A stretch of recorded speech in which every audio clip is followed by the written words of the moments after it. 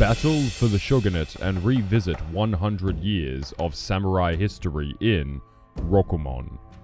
In this two-player game, the prominent Tokugawa clan and the legendary Sanada clan lock swords over 6 acts. Each act adds a new element to the game. Deploy your forces. Move them into position. Fight with honor. And surprise your rival. Each act you win pushes your opponent to seek revenge. But in the end, as you will see, everything is revealed. Win the most acts to win the game. While every act is different, the 3 ways to win each act are always the same. You win if you have 3 warriors in a row, 3 warriors in a stack, or your opponent surrenders. On your turn, choose one action. The actions for Act 1 are deploy or move. Deploy by placing warriors from your supply onto empty coin tiles. It's that simple. Move by moving warriors from one color tile to a different color tile, covering any single warriors that are there. If there are 2 warriors, however, you can only move there if they are both your warriors, thus winning the game. With your chosen clan ready, shuffle the coin tiles and place 6 of them. Sanada has the fewest warriors, and thus they always start.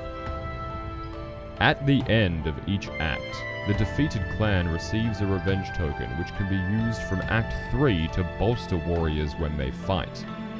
Every act is short, deep, and has a variable setup. Feel free to play the same act repeatedly, or play from Act 1 through to Act 6 as your chosen clan. On with the campaign. From Act 2, Ueda Castle onwards, all 7 coin tiles are placed. This opens the possibility of having a row of 3 warriors in these 3 arrangements. The actions for Act 2 are deploy or move. In Act 3, the first siege of Ueda, players will place their warriors knowing their values, but keeping them secret. The actions for Act 3 are deploy, move, or fight. As usual, choose one of these actions on your turn. When you fight, you may freely add any of your face-up revenge tokens before revealing the warriors. Once you are ready, reveal the warrior tokens.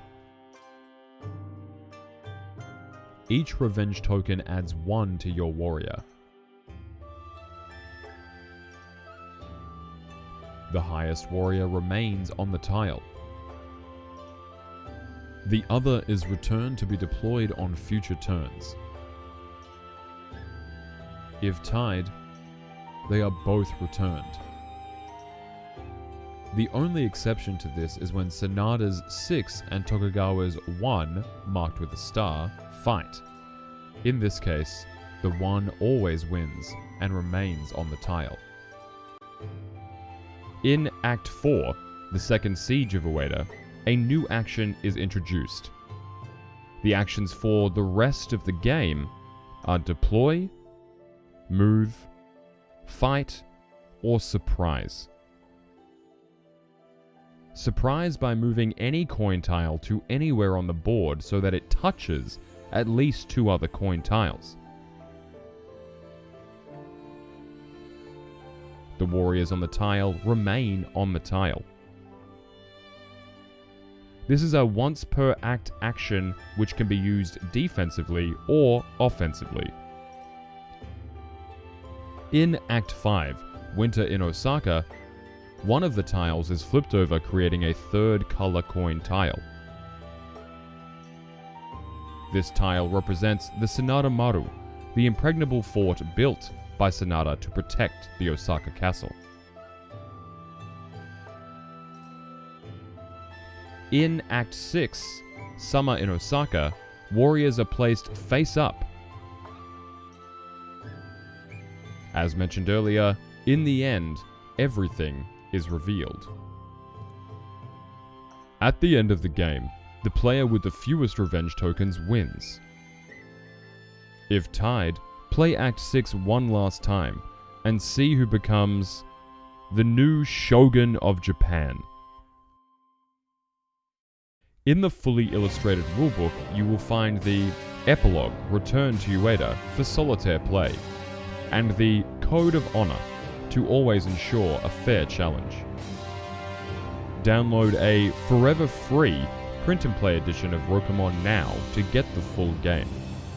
And if you like it, purchase a limited first edition copy of the game. All our games are bilingual, high quality, small box games designed in Japan and are freely available for you to try.